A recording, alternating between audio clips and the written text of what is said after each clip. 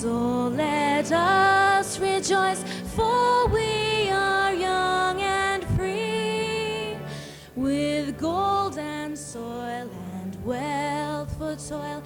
Our home is girt by sea. Our land abounds in nature's gifts of beauty, rich and rare. In history's page, let every stage advance Australia fair. In joyful strains, and let us sing, advance Australia fair.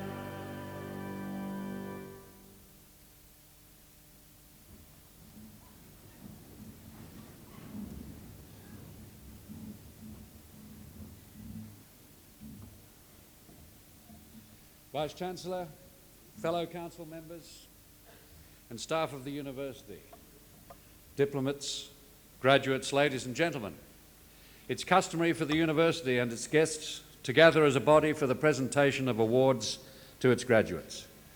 To members of a university, a ceremony for the presentation of awards is a particularly important and happy occasion in the university year. And to all of you, I extend a very warm welcome. To diplomats and graduates, I offer congratulations and best wishes. The university's mission commits it to achieving international excellence in education and research. It is also committed to work through partnerships for regional, national and global enrichment. The university's record of achievement, particularly in research, is outstanding. In 1998, the research funding base increased by 12% to a total of $27 million. The university ranked 9th out of 36 public universities in Australia in terms of its external funding for research. The Australian Research Council is one of the peak grant bodies in Australia. In 1998, the university had the highest success rate of all the Australian universities in the competitive bidding for research grants. In 1999, total funding from the Australian Research Council for research projects will be $3 million. In the area of medical research, total funding from the National Health and Medical Research Council will be close to $4 million. The university has 13 research centres and institutes, over 50 research programs of international repute, and nearly 900 research masters and Doctor of Philosophy candidates. These achievements place the University of Newcastle high in the Australian Research League table.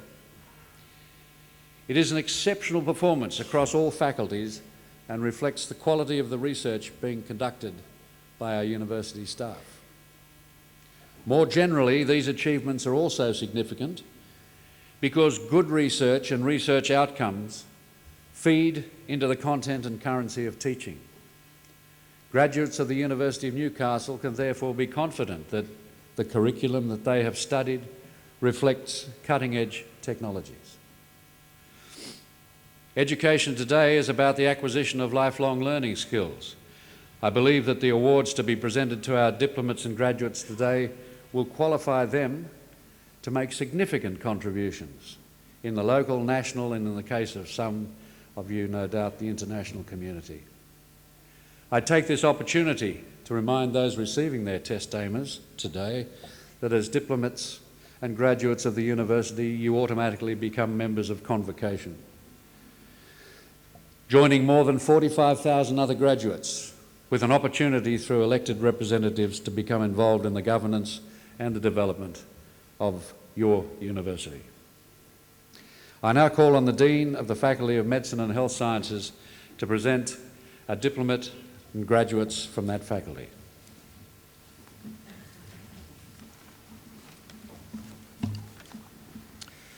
Chancellor, I present to you a candidate who has satisfied the requirements for the award of a Diploma in Occupational Health and Safety. Natalie Hunter.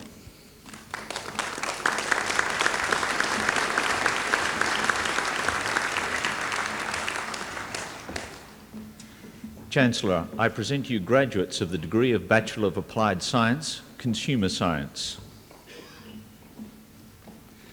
Megan Adam.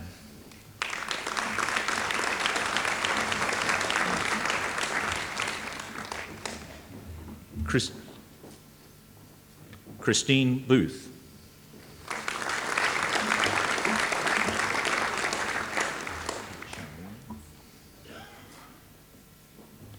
Charlene Kasser.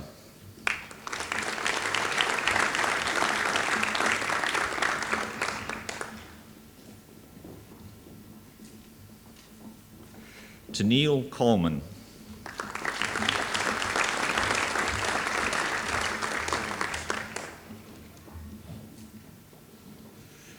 Patrick Cullen.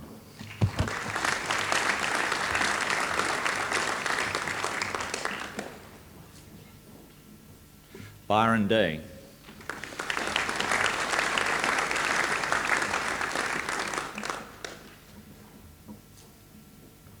Kathleen Gibbons.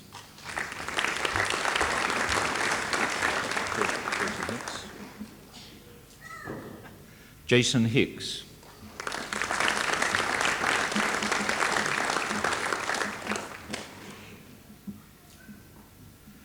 Kieran Hunter.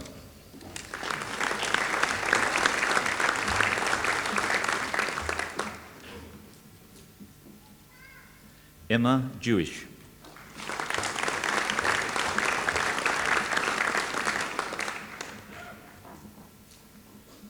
Kim Latoza.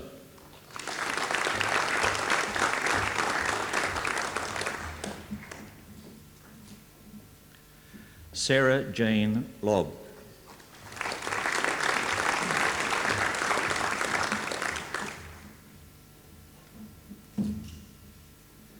Kylie Morgan.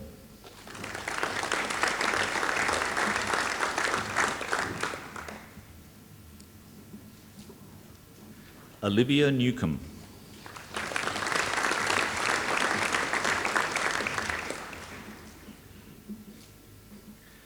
Anne Marie Price.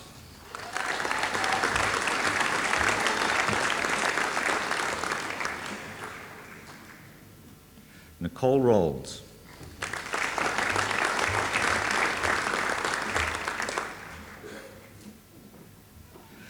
Kerry Charmaine.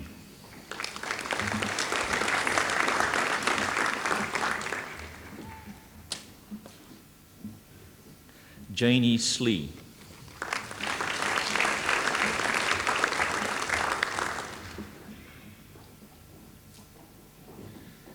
Eniko Turchani.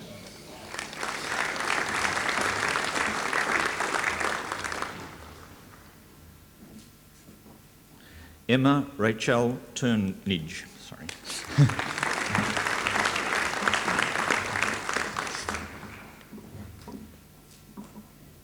Jill Watson.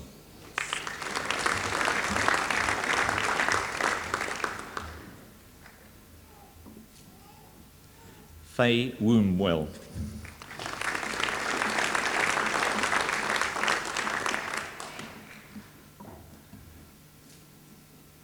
Chancellor, I present to you graduates of the degree of Bachelor of Applied Science, Consumer Science with merit.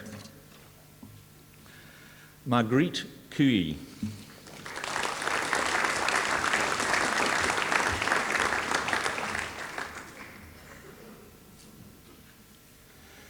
Tiffany Makowski.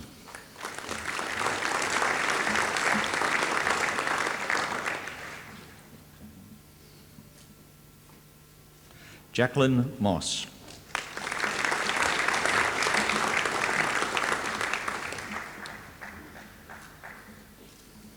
Chancellor, I present to you graduates of the degree of Bachelor of Applied Science, Medical Radiation Technology. Joanne Ballin.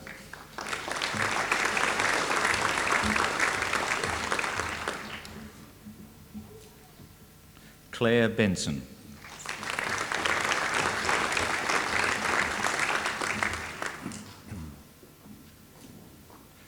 Tiffany Berryman.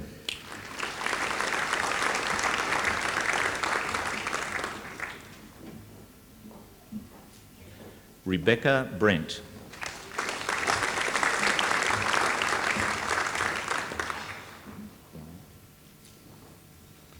Grant Bryant.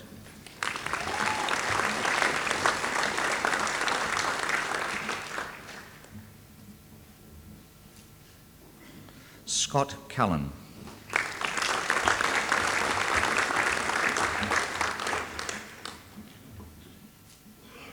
James Callanor.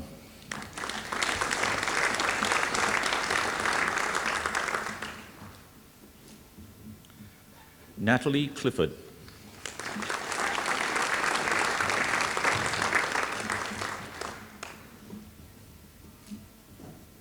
Stuart Cooper.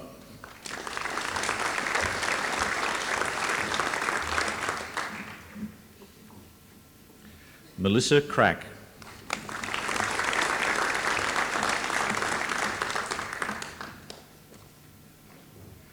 Gail Crawford.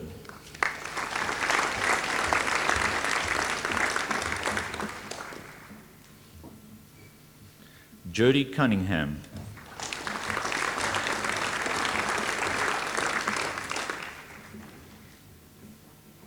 Lisa Daly.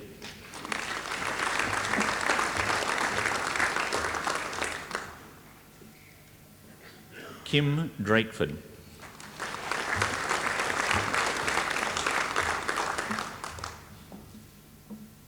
Nicole Firth.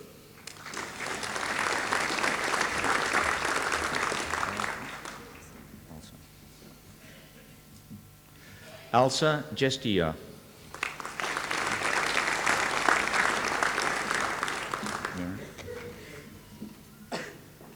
Merrin Jackson.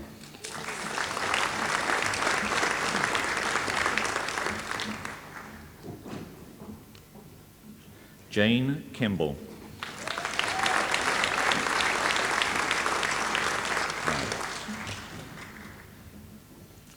Emma Miley.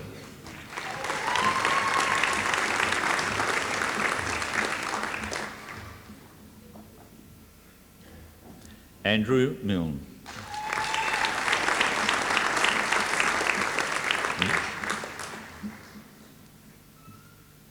Sharon Minch.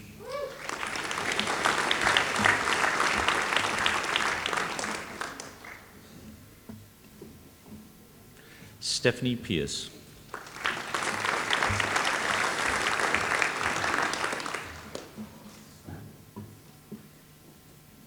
Marnie Rawle.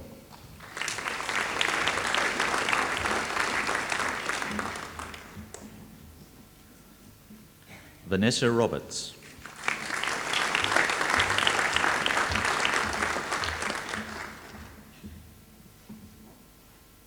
Magnus Shearer.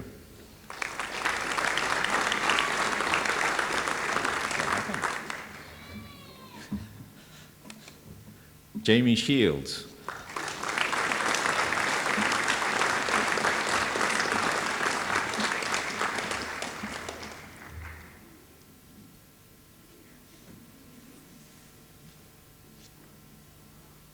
Emma Stevenson.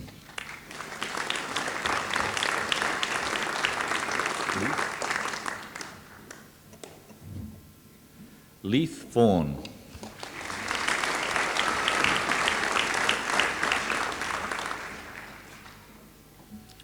Anne Wade.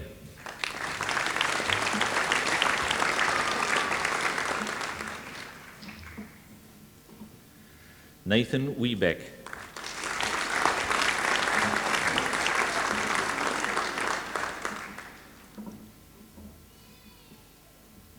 Chancellor, I present you graduates of the degree of Bachelor of Applied Science, Medical Radiation Technology with merit.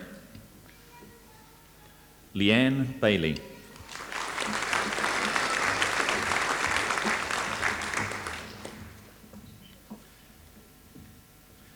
Karina Castle.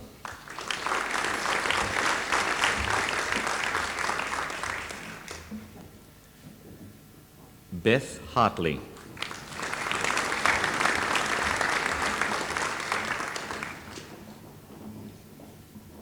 Jamie Jackson.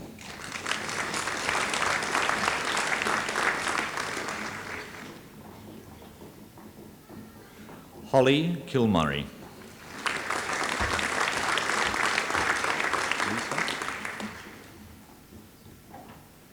Lisa Noy.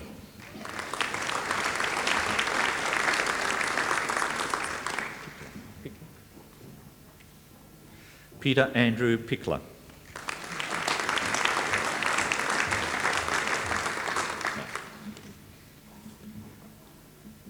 David Sampson.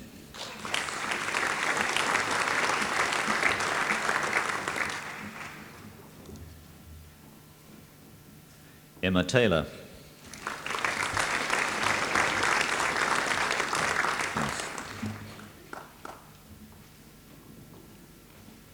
Chancellor, I present you graduates of the degree of Bachelor of Health Science, Nutrition and Dietetics. Jane Arbeckett.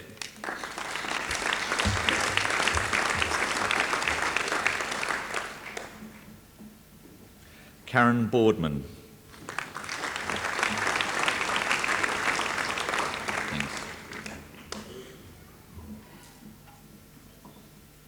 Anthony Cook.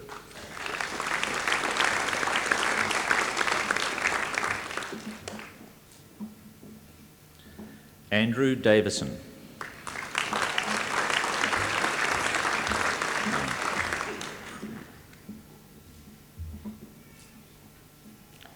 Elizabeth Ellis.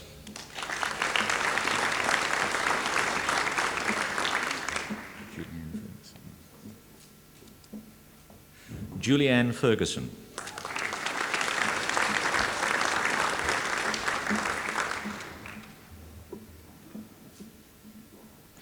Emma Fletcher.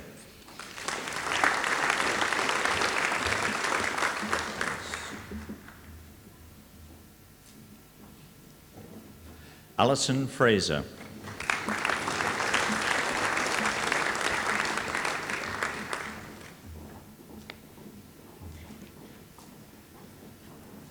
Georgette Gallagher.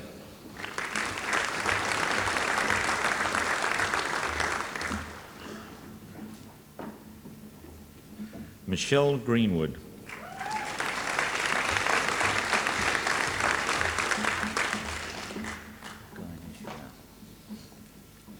Kylie Gainashwar.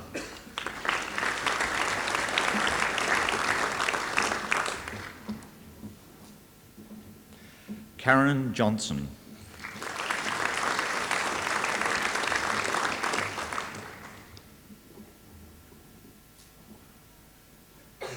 Elizabeth Johnston.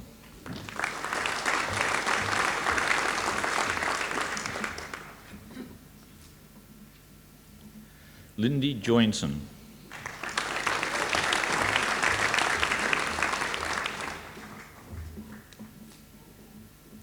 Amanda Justice.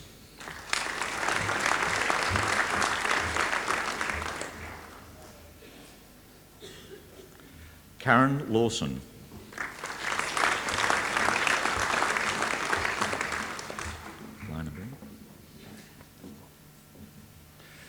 Nicole Lineberry.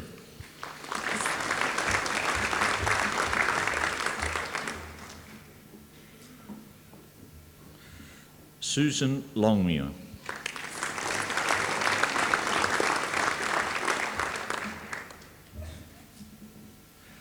Kathleen Loretan.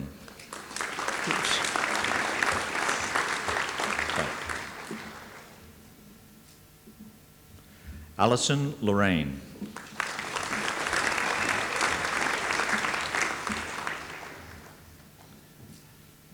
Michelle Nolan.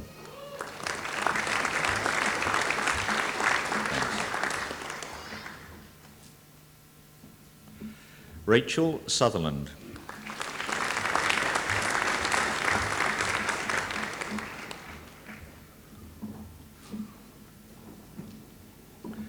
Trent Watson.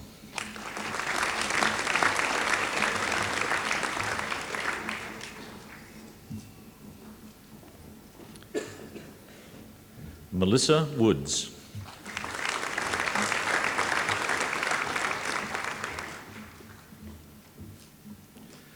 Emma Workman.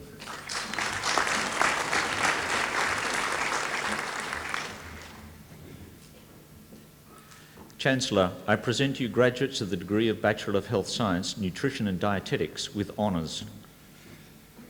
Sonia Brockington.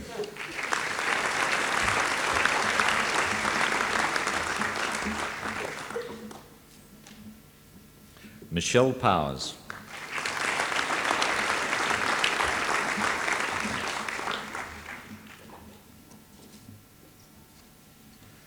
Graham Woods.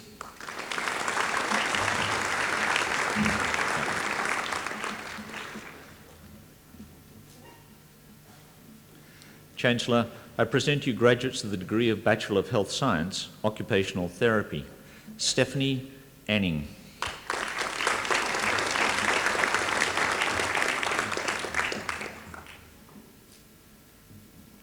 Rosalie Bell.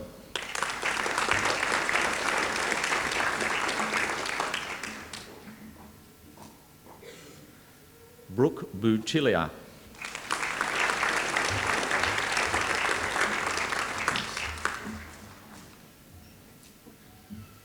Andrew Cairns.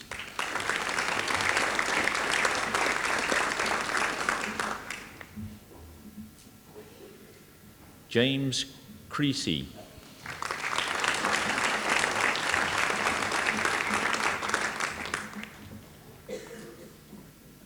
Brooke Gilmore. Thanks. Alicia Goff.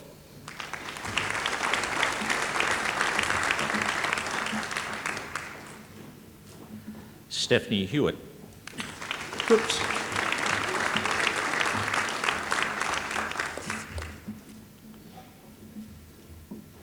Catherine Jones.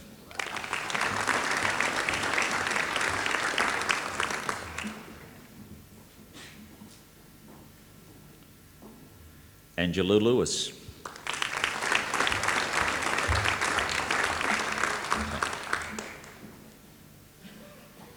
Alison McDonald.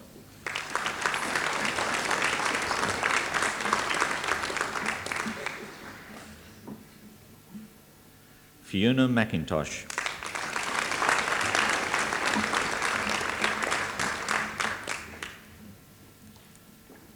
Angela Mitchell.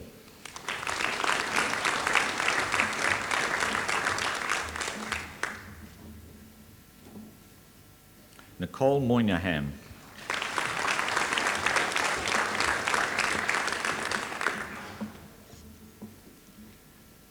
Lisa Nelson.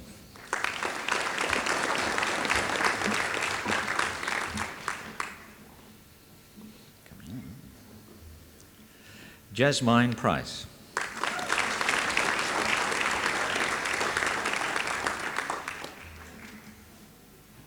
Catherine Mary White.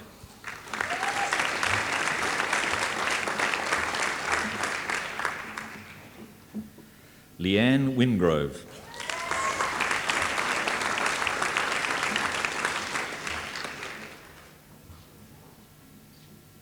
Chancellor, I present you a graduate of the degree of Bachelor of Health Sciences, Occupational Therapy with honours, Class 3. Kim Junke.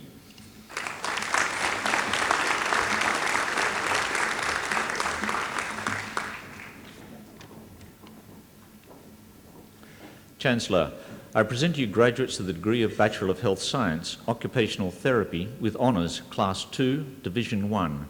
Karen Mora.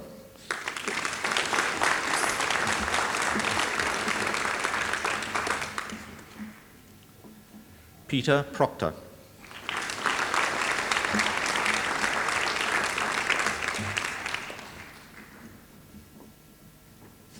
Sarah Thomas.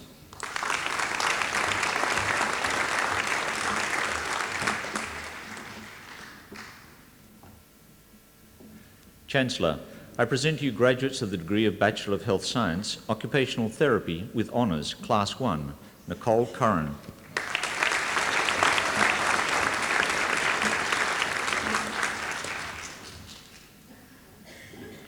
Kylie Gray.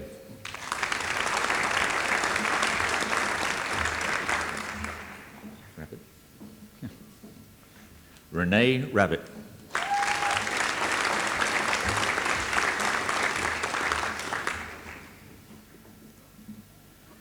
Chancellor, I present to you graduates of the degree of Bachelor of Medical Radiation Science, Diagnostic Radiology. Justine O'Connell. Great name, you've got. Great name. Sam Tuck.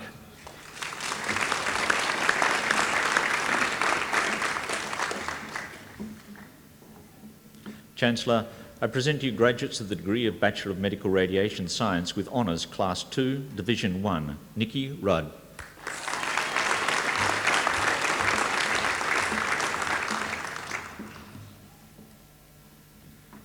Craig Sparrow.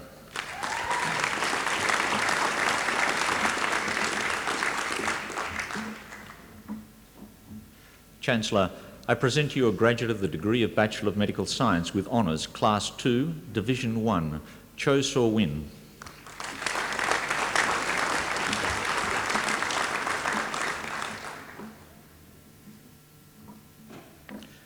Chancellor, I present to you a graduate of the degree of Bachelor of Medical Science with honours, Class 1, Martina Zib.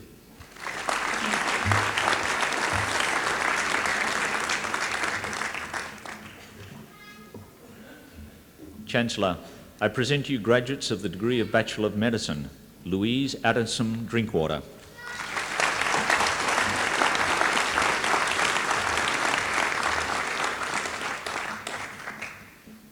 Cherie Lynn Orbiton.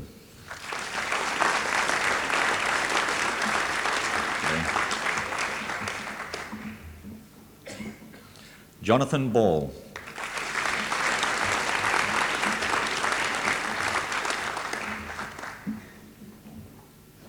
Julie Bartlett.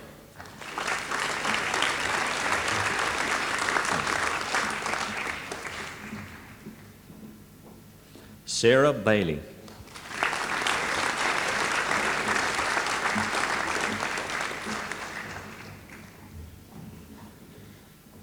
Vincent Caristo.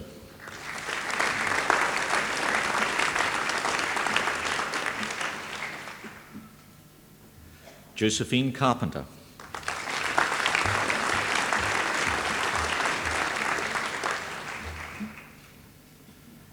Catherine Casey.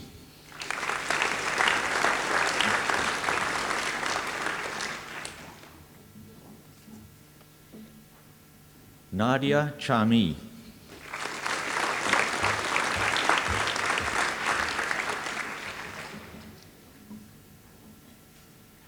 Joe Crooks.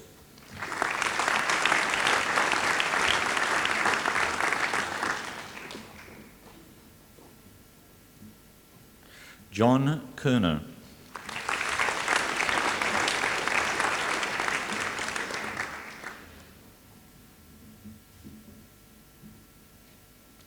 Elizabeth Daly.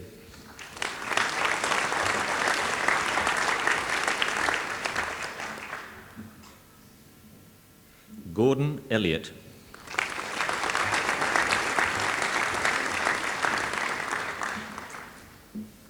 Louise Fisher.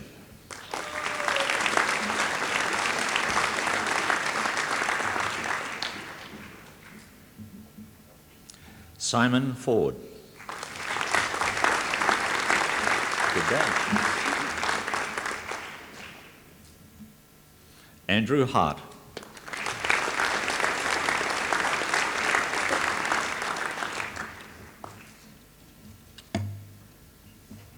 Caroline Hodge.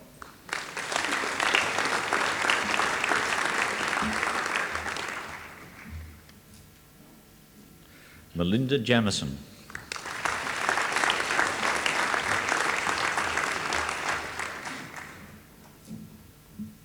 David Cadrian.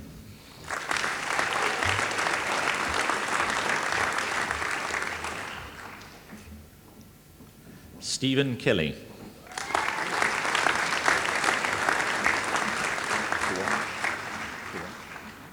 That's right. Kevin Coop.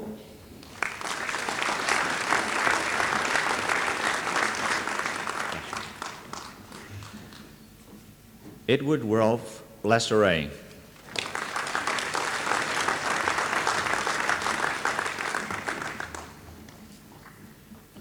Lorena Law.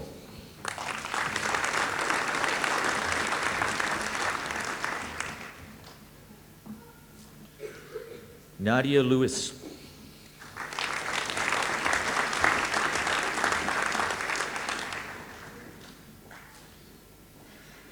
Than Thu Lu.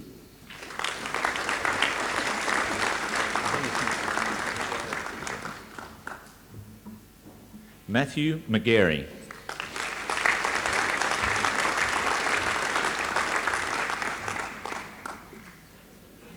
Joseph Matthews.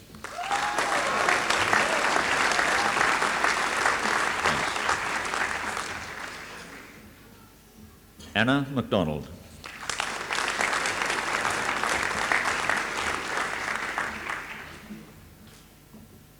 Mary Norris.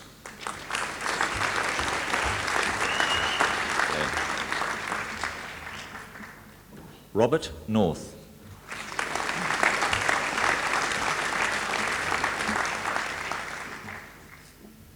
Peter O'Mara.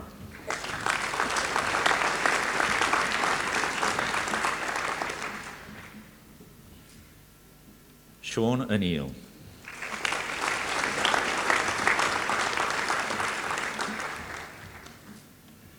Barbara Oldmeadow.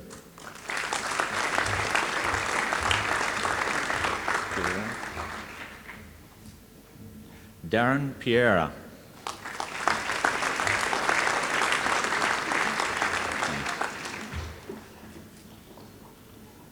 Esther Robinson.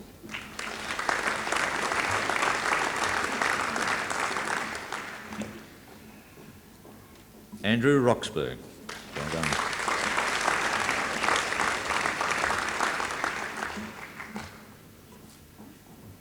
Simone Steele.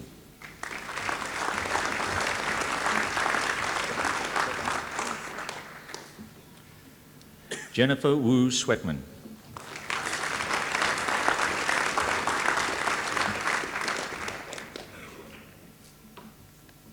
Richard Sweatman.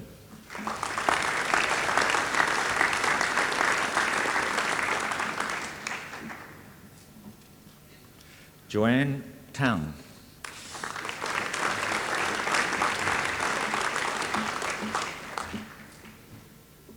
Monique Taylor.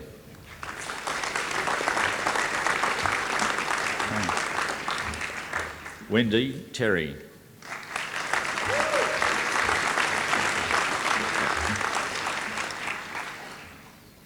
Paul Whiting.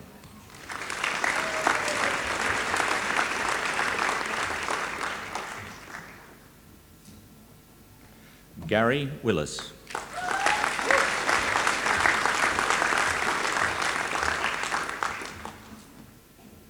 Craig Wilson.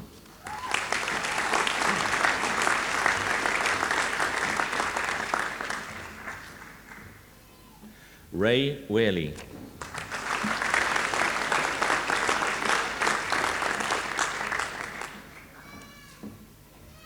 Chancellor, I present you graduates of the degree of Bachelor of Medicine with honours. Trevor Arnold.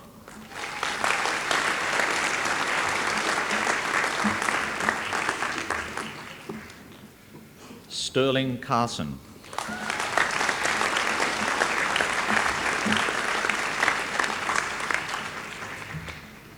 Rebecca Concannon.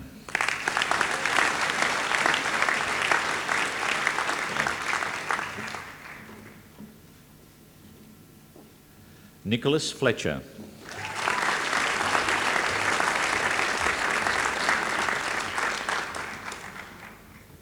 Robert Forsyth.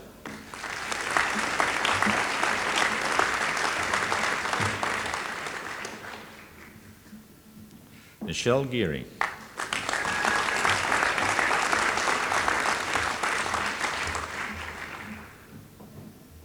Kernan Hughes.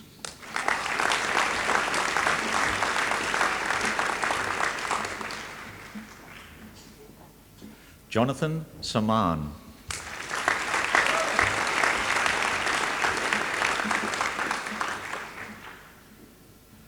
Linda Sheen.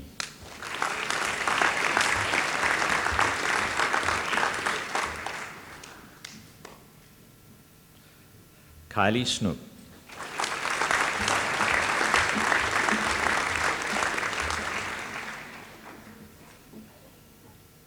Alice Summons.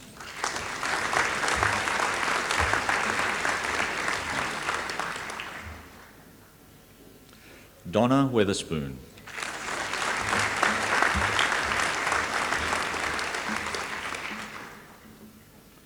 Catherine Wilson.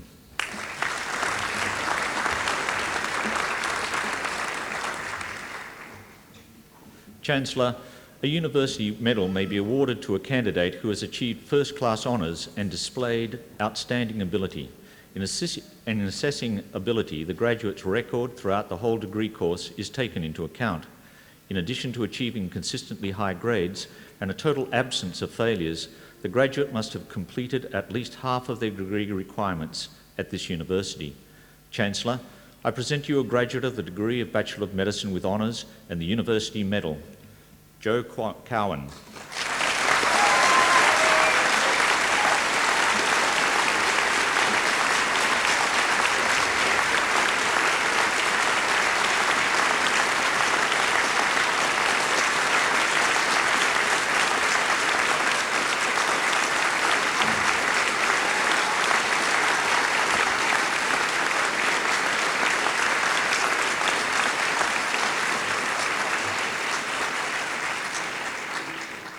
Chancellor, I present you graduates of the degree of Bachelor of Occupational Health and Safety, Linda Bater.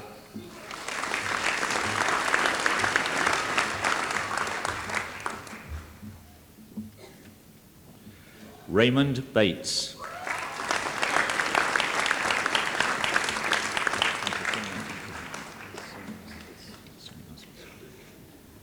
Matthew Cernioscus.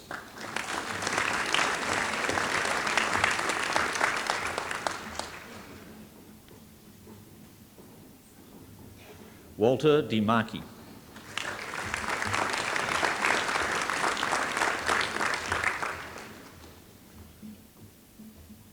Caroline Garvey Lowe.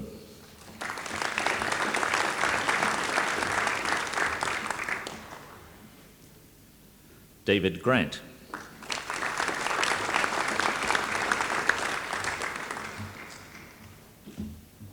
Neil Grigg.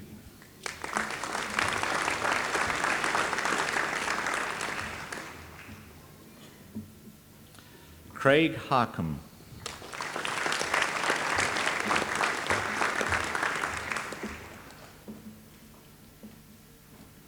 Beverly Jackson.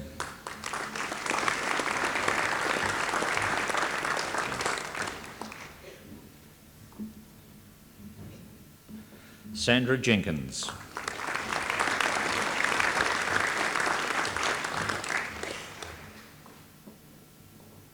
Gregory Keys.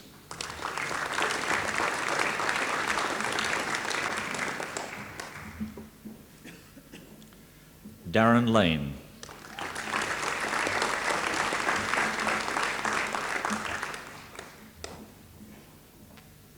Paul Lynch.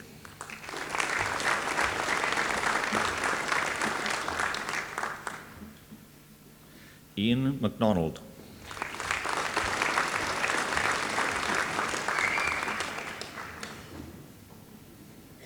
Stephen Nesbitt.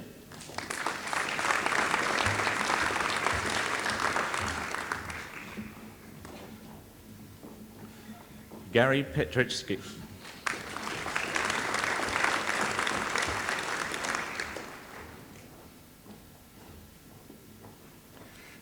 Christine Sullivan.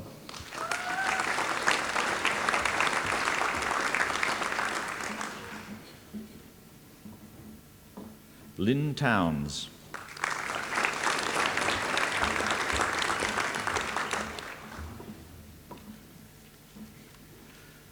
Chancellor, I present you candidates who have satisfied the requirements of the award of Graduate Certificate in Occupational Health and Safety, Clive Bradburn.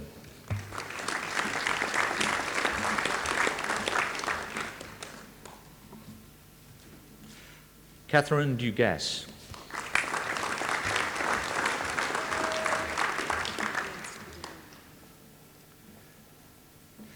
Peter Lynn Fideli.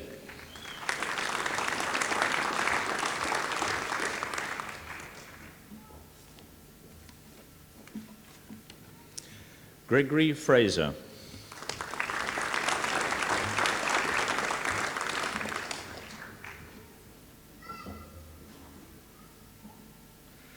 Stephen Houston.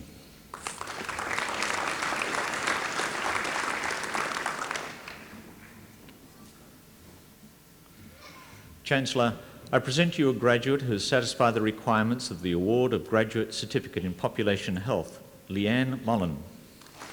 Well done.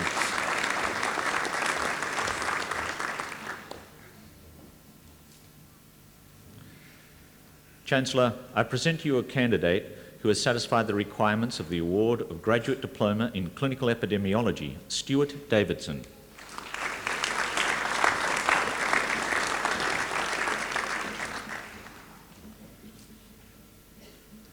Chancellor, I present you a candidate who has satisfied the requirements of the award of Graduate Diploma in Epidemiology, Brian Robinson.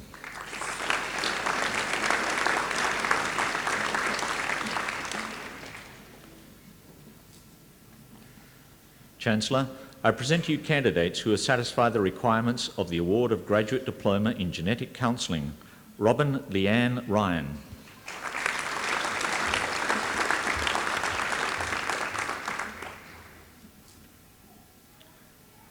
Angela Stevenson.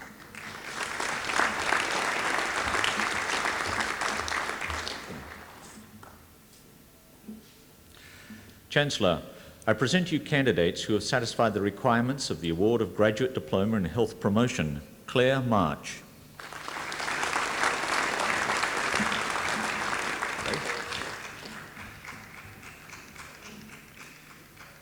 Kathleen Wheeler.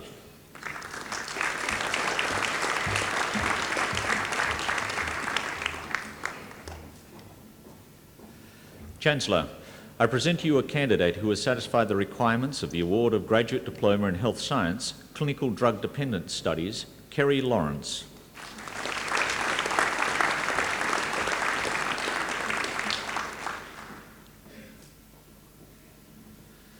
Chancellor, I present you candidates who have satisfied the requirements of the award of Graduate Diploma in Health Science, Drug and Alcohol Studies, Stuart French.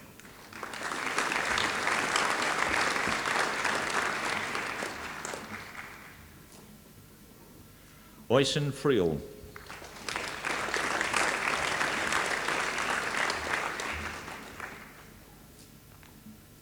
Karen Sherlock.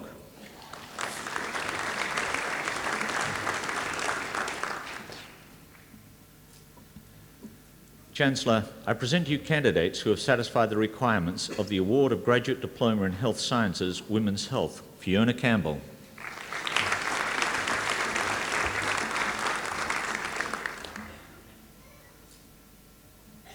Margaret Frost.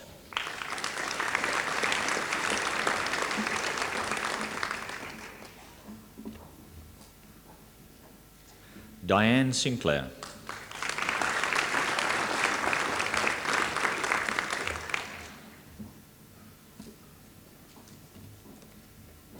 Chancellor, I present you a candidate who has satisfied the requirements of the award of Graduate Diploma in Medical Statistics, Christine Evans.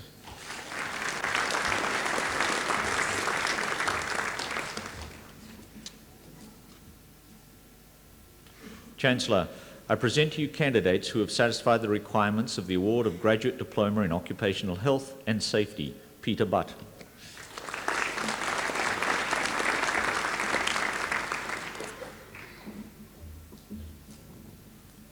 Bruce Cooper.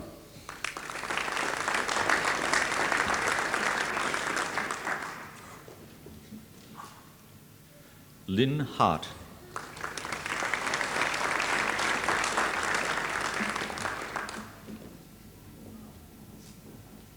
Susan Henning.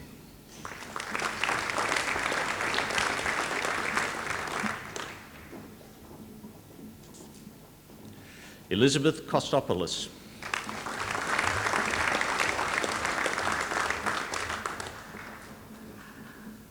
Hong Tang.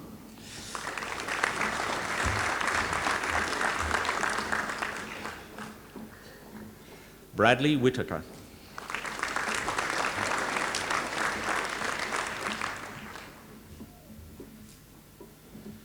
Chancellor, I present you a candidate who has satisfied the requirements of the award of Graduate Diploma in Quality Improvement in Healthcare, Lorna Westgarth.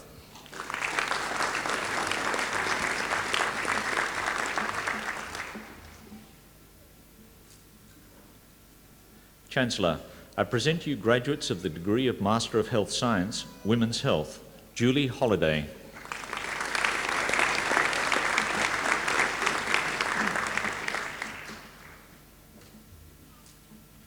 Uwati Santusi.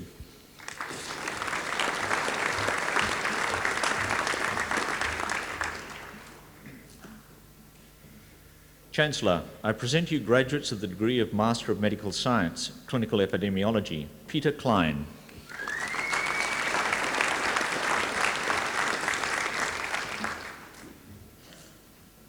Karen Jovanovic.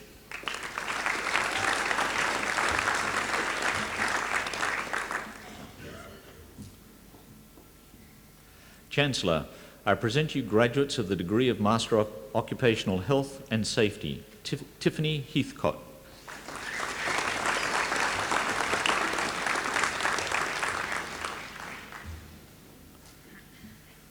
Philip Miles.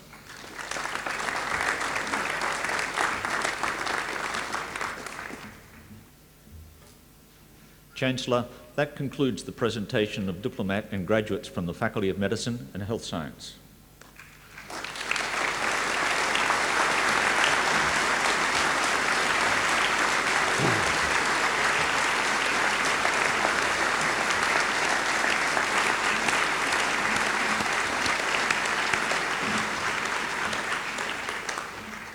I now call on the Dean of the Faculty of Music to present graduates from that faculty.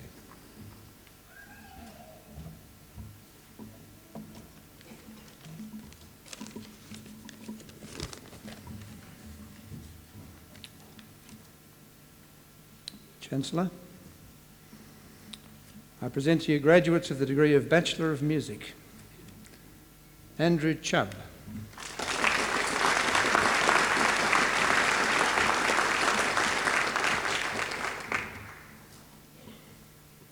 Alison Coates.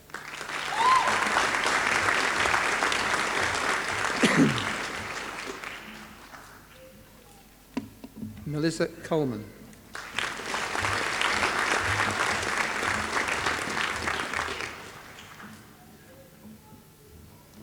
Nicole Edwards.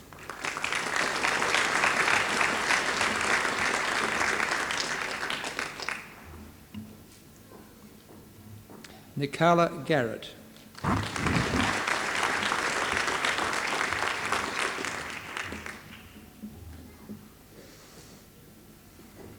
Catherine Gagan.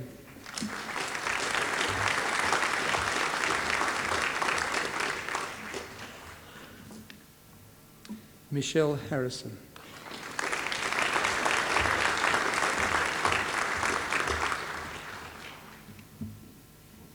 Ian Hockard.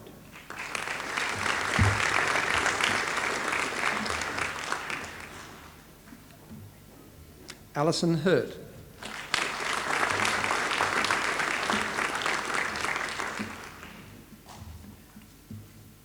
Renee Lopez.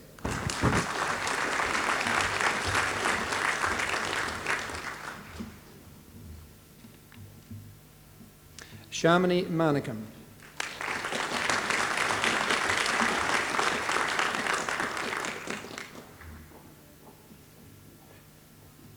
Emma McCulloch.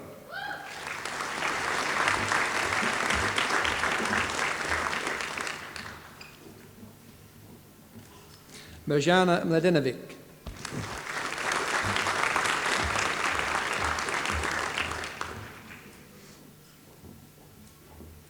Leah Putty.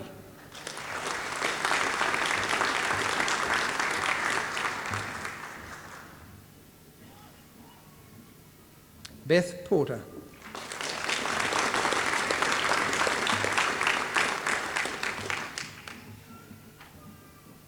Anthony Rees.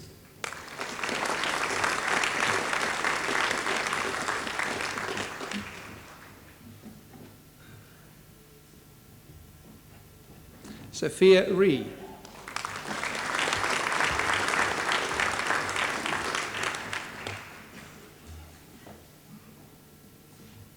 Philip Rutherford.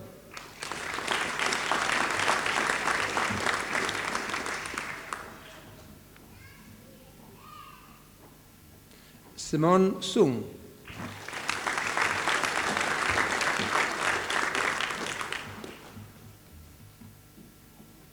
Tegu Sukario.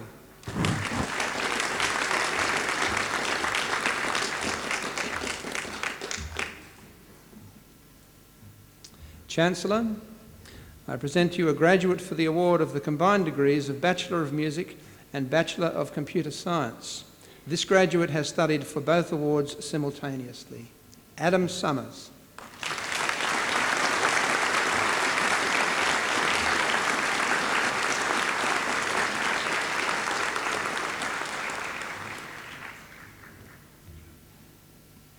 Chancellor, I present to you a graduate for the degree of Bachelor of Music with Honours Class 1, Terence Koo.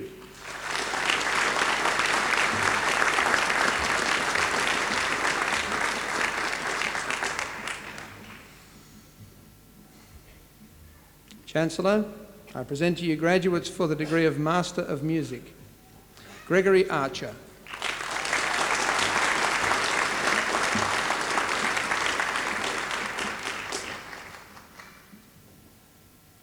Peter Dries.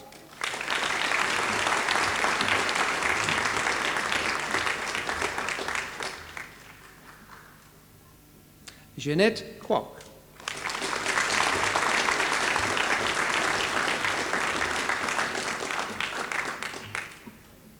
Vincenzo Martinelli.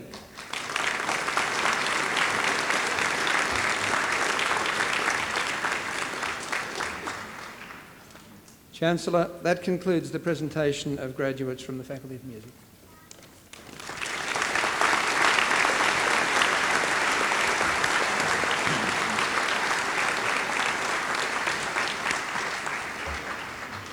I call on the Deputy Vice-Chancellor Research to present Research Higher Degree graduates.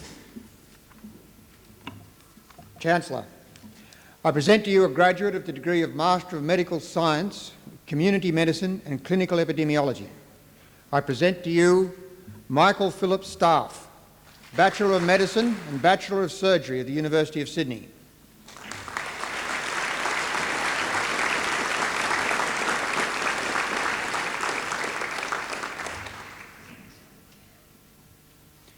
Chancellor, the degree of Doctor of Philosophy is awarded to a graduate who has successfully completed a prescribed program of study, principally of research. A thesis embodying the outcomes of the research is the principal basis of examination. The degree is only awarded if the thesis makes a significant and an original contribution to knowledge and to our understanding of knowledge in the field with which it is concerned. Today, the University is proud to honour Doctor of Philosophy graduates who have satisfied these rigorous criteria for the award of the degree.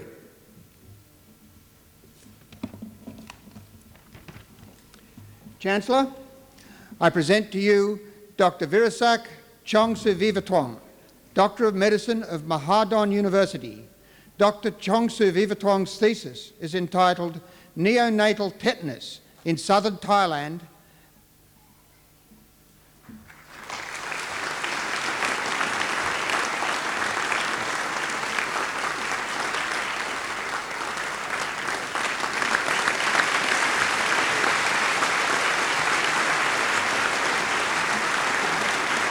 Chancellor, Dr. Chongsu-Vivatwong.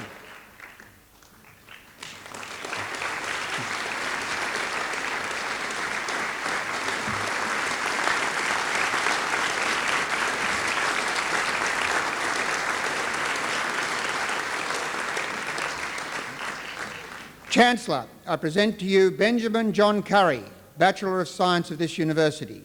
Dr. Curry's thesis is entitled The Detection of Melanoma Cells and the Melanoma Cell Product S100 Beta in the Circulation, Relation to Clinical Stage Surgical Treatment and Recurrence from Melanoma.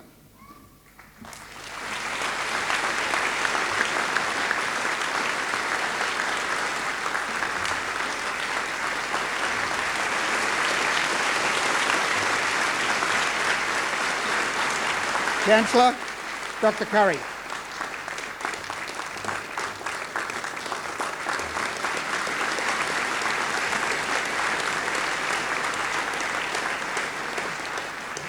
Chancellor, I present to you Wendy Gunthorpe, Bachelor of Psychology of James Cook University. Dr. Gunthorpe's thesis is entitled Development of a General Practice-Based Treatment Program for Women with Urinary Incontinence.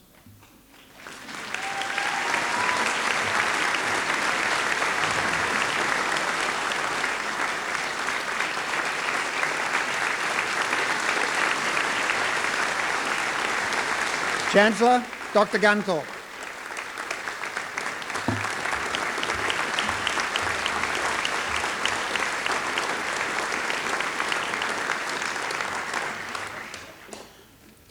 Chancellor, I present to you Erica James, Bachelor of Applied Science of the University of Wollongong.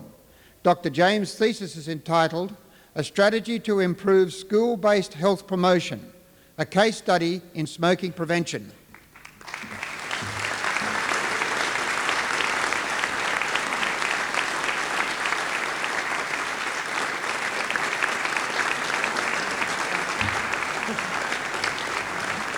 Chancellor, Dr. James.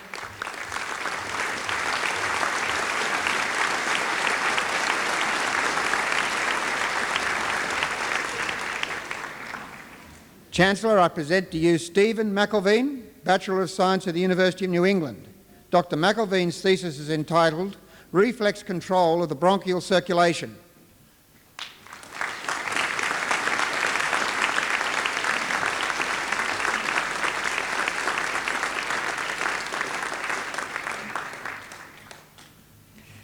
Chancellor, Dr. McElveen.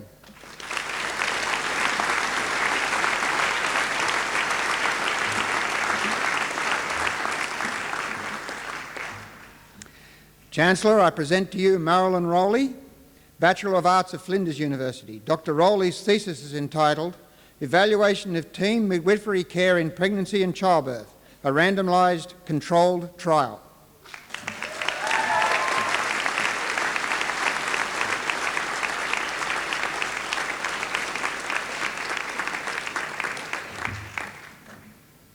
Chancellor, Dr. Rowley.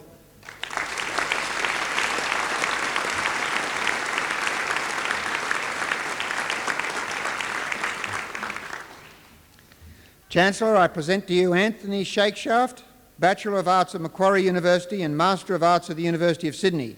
Dr. Shakeshaft's thesis is entitled Community Drug and Alcohol Counselling Towards Evidence-Based Practice.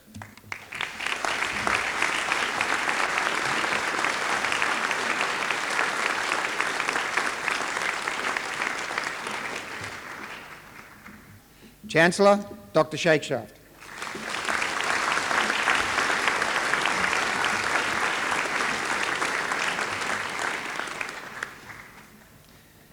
Chancellor, I present to you Wayne Thomas, Bachelor of Science of this university. Dr. Thomas's thesis is entitled CD4 T-cell responses against human melanoma.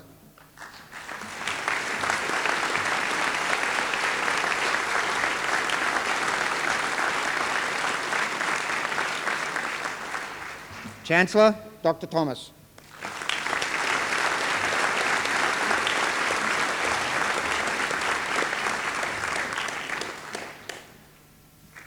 Chancellor, I present to you Nicholas Zwar, Bachelor of Medicine and Bachelor of Surgery at the University of Adelaide. Dr. Zwar's thesis is entitled Influencing Prescribing Behaviour in General Practice, an examination of educational methods.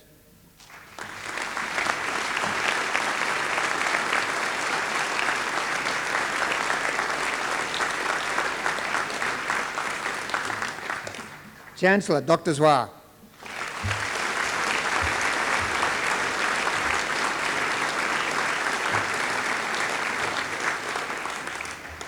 Chancellor, that concludes the presentation of research higher degree candidates.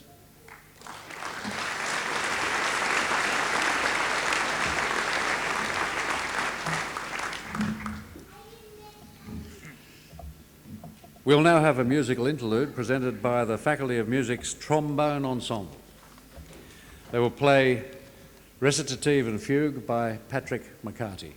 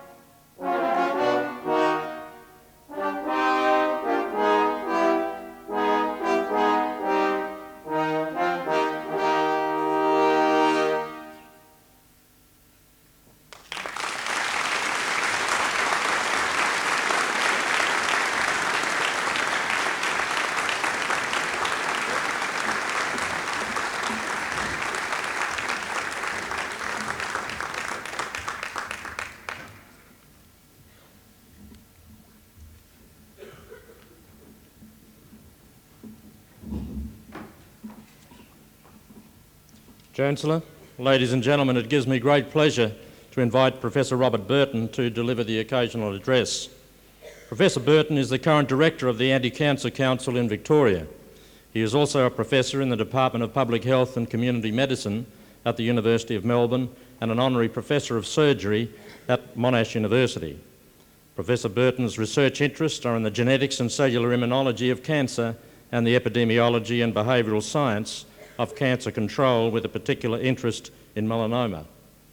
It is a great pleasure to welcome back to the University of Newcastle Professor Robert Burton, who served for 14 years as the Foundation Professor of Surgery within what was then the Faculty of Medicine. Of interest, I think, to us today as well is that Professor Burton is also a graduate of this university with a Bachelor of Arts in the specialisation of drama. Chancellor, ladies and gentlemen, it's my pleasure to introduce to you Professor Robert Burton.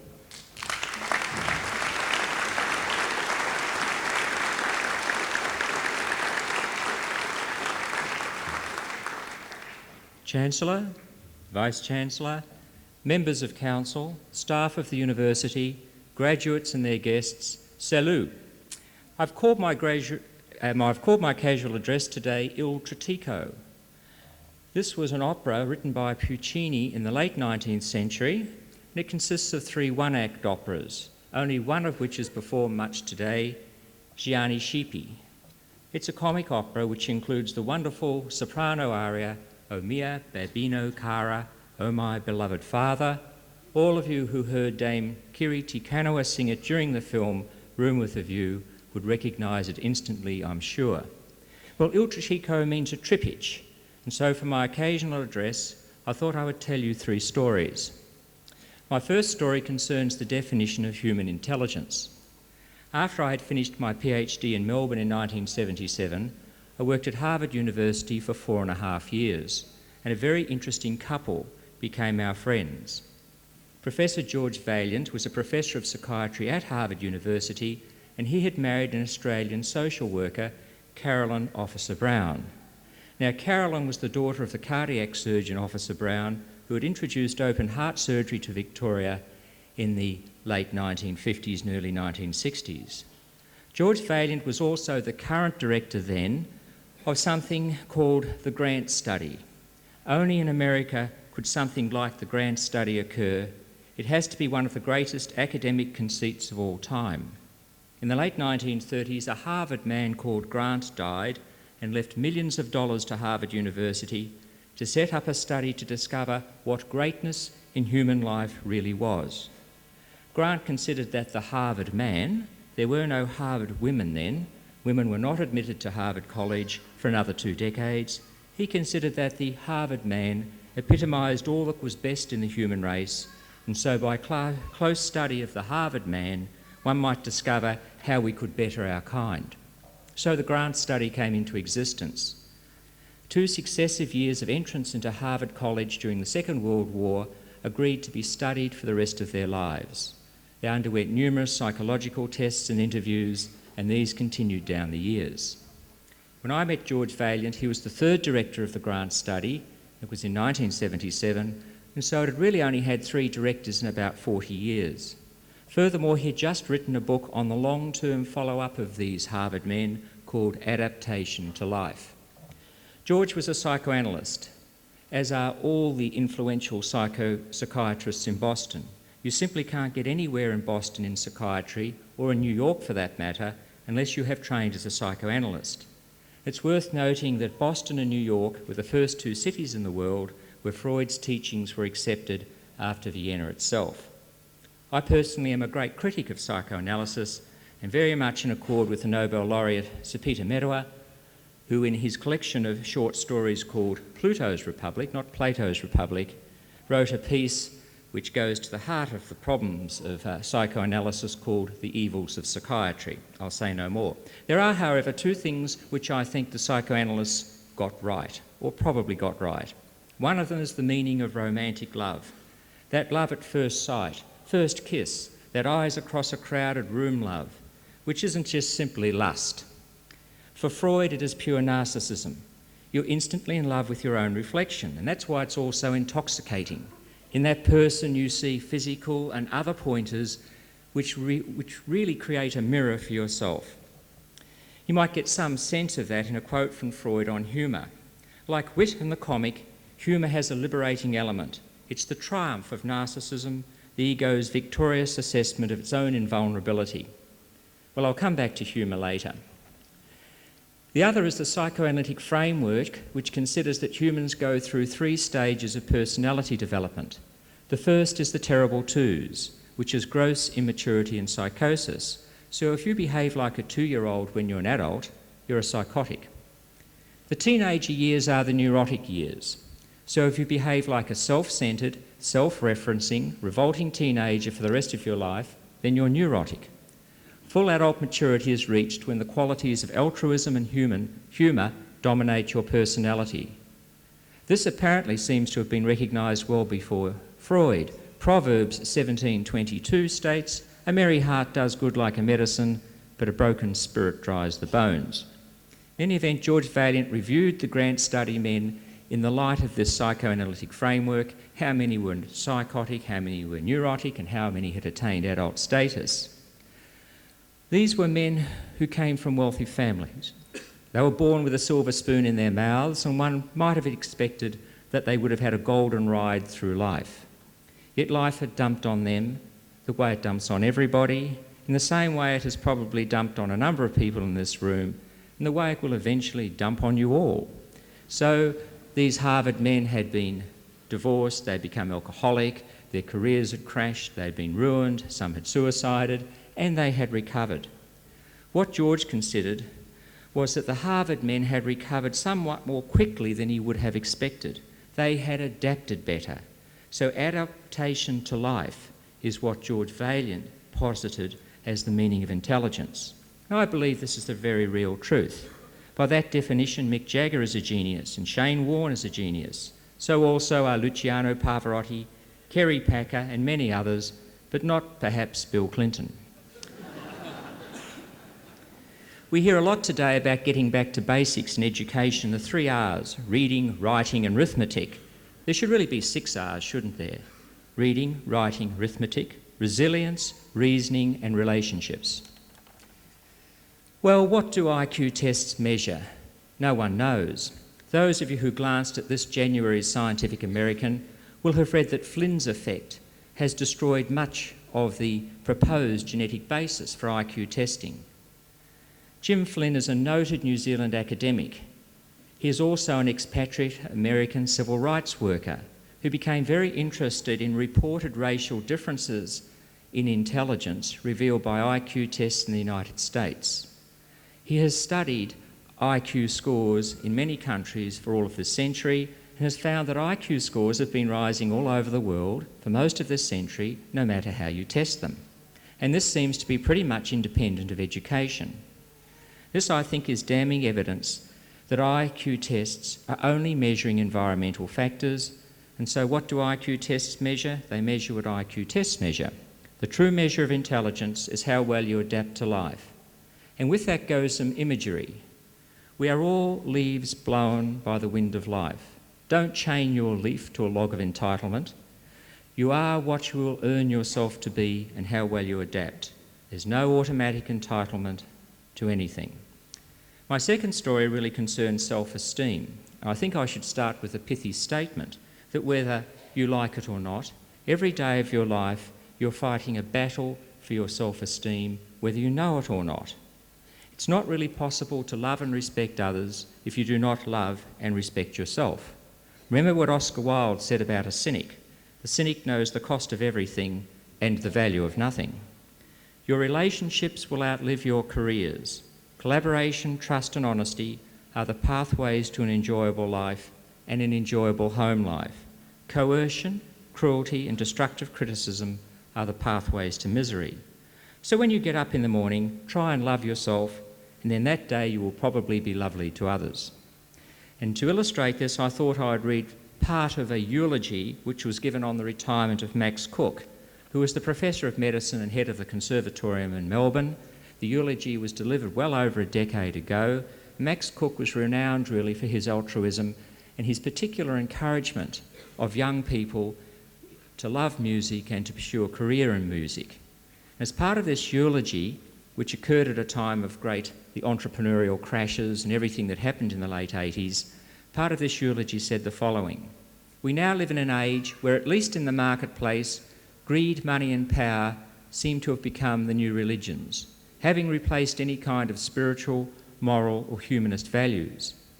We have some bureaucrats, politicians and corporate managers who gain financial bonuses for every person they make redundant.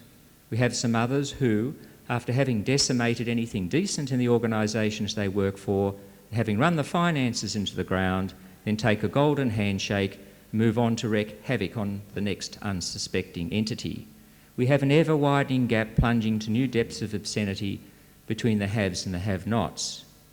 It is against this disturbing backdrop that those of us who cherish human life as meaning something more than mere physical existence must hold steadfast to those things which we cherish, to those things like music, literature, history, language, as well as the other arts, which help give some understanding of our place in the world and which encourage a deeper understanding of other people and cultures. Humanity can move forward if we have this level of commitment, but without such a commitment, our lives would just be like that of the blowfly, which is born, eats, sleeps, multiplies and dies. Surely the human being is worth much more." Well, my final story is not so much a story as a poem, Être jeune, being young or to be young. One of the unalloyed delights of being academic is the sabbatical. Now, I managed to spend 18 months in France in 1992 and 1993 on study leave from this university to retrain as an epidemiologist. I took the opportunity to learn the French language and to learn as much as I could about French culture. I found it was crucial to be able to speak French fairly well, because then I could make French friends, I could enter into the daily lives of another country and another culture. Well, I made a number of very good French friends, and on a subsequent trip back to France, my wife, who's with me today, and I took a trip with friends to a region of France called the Luberon. Now, the Luberon is the region of France just to the north of Provence. And Provence is that part of France which borders on the Mediterranean, involving cities like Nice, Cannes and Saint-Tropez. In the Luberon, there's a very famous valley where an underground river rises out of the earth, the Fontaine de Vaucluse. On that ever-running river, a paper mill was built in the 19th century, powered by a huge water wheel. Today, it's a working museum producing a very fine parchment. On that fine parchment are printed all kinds of messages to catch the eye of tourists like myself. I was wandering around the paper mill and something caught my eye. Un texte témoin de tous les instants du General MacArthur, a part of a speech for all ages by General MacArthur. I thought, what kind of speech would one of the great warlords of this century be making? Être jeune, being young. La jeunesse n'est pas une période de la vie. Youth is not a stage of life. Elle est un état d'esprit, un effet de volonté. It is a state of mind, a consequence of will. Une qualité de l'imagination, une intensité émotive. A virtue of the emotion, a virtue of the imagination, an emotional force. Une victoire du courage sur la timidité, a victory of courage over timidity, du goût de l'aventure sur l'amour du confort, of the taste of adventure over the love of comfort. One does not become old for having lived a certain number of years. One becomes old because one has deserted one's ideal. The years cause the skin to wrinkle. Renouncing one's ideal causes the soul to wrinkle. Worries, doubts, fears and despair are the enemies which slowly weigh us down towards the ground and make us turn to dust before we die. Young are those whom life astounds and dazzles, who ask, as the insatiable child, what next? Who defy events and find joy in the game of life. You are as young as your faith, as old as your doubt, as young as your confidence in yourself, as young as your hope, as old as your sense of defeat.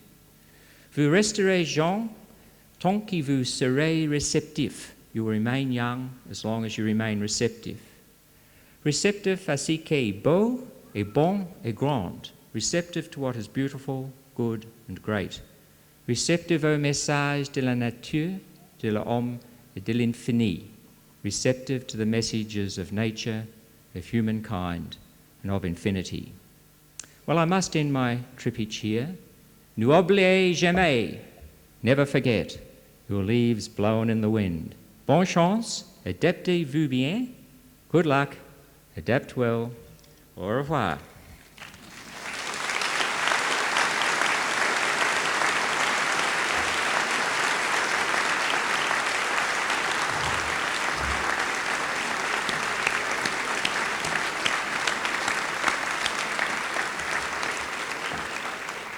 Professor Burton, thank you very much for coming back to your university. It's not often that we all receive a roadmap for eternal life and eternal youth. And I'm certainly going to get myself into the right state of mind, and I commend it to everybody here. Thank you very much for that address. I now have great pleasure in inviting Mrs. Peter Dries to speak on behalf of the graduates.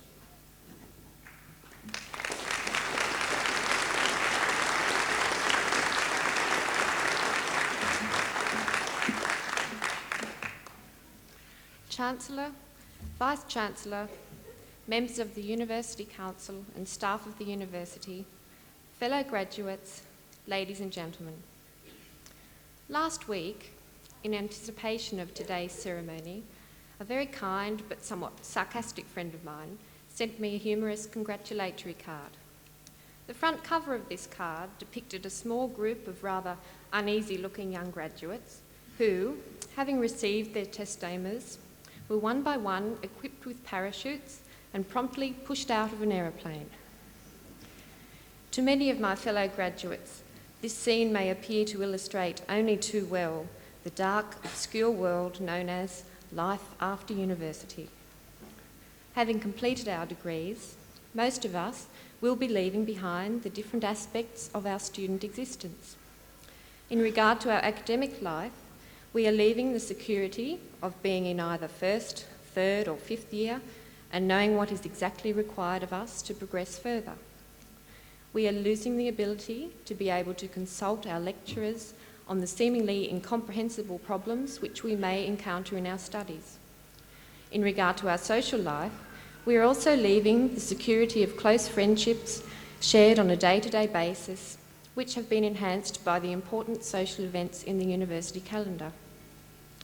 Some of us must now make important decisions as to which field of our chosen profession we should enter, be it practical, commercial or research.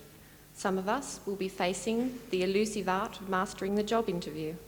Others, who have already mastered this art, will be doing their utmost to fulfil the expectations and demands of employers and to adapt to life in their profession. Others will be deciding whether to continue with postgraduate or postgraduate studies with the aim to become further qualified. Indeed, at many times throughout this transition from student to professional, we will all be wondering whether our parachutes are going to open at all. However, while this card of mine does poke fun at the anxiety felt by any new graduate, it is important for us all to remember that by having attended and successfully passed through university, we have already undergone sufficient skydive training. For example, I am sure that all graduates present can remember experiencing an overwhelming sense of relief when accepted into their preferred courses after the high school certificate. I am also sure that none have forgotten the rigorous demands of their degrees, namely assignments, examinations, and practical requirements. Many graduates have also had to adjust to a new way of life off campus, having moved away from family and friends. Overseas students have had the added burdens of language and cultural differences surrounding their university experience. Finally, many have had to work hard to support themselves while continuing full-time studies. Having overcome these considerable obstacles, we should all be proud to be awarded our degrees today. We should also be confident in our individual abilities to enter into our chosen professions with the aim to make significant contributions towards our respective fields of work. Therefore, our heartfelt thanks and appreciation must go to our lecturers who have rendered great assistance and support in preparing us for graduation. We must also thank our families and friends for providing us with consistent love and encouragement throughout these years. Finally, congratulations, fellow graduates. I'm sure that your parachutes will open after all and that your journeys will be exciting and successful.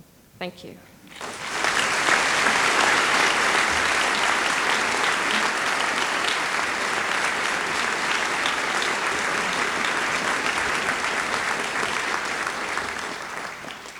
Thank you, Mrs. Dries, for your speech. Ladies and gentlemen, the ceremony is now concluded. May I invite all present to join us for a cold drink in the marquee adjoining the Great Hall. And afterwards, the University Union also invites you to make your way towards the Shortland Union building where Devonshire tea will be served. You will also be able to order photographs, have your testamers framed, and view a range of university memorabilia for sale. That's quite a commercial, I think, isn't it?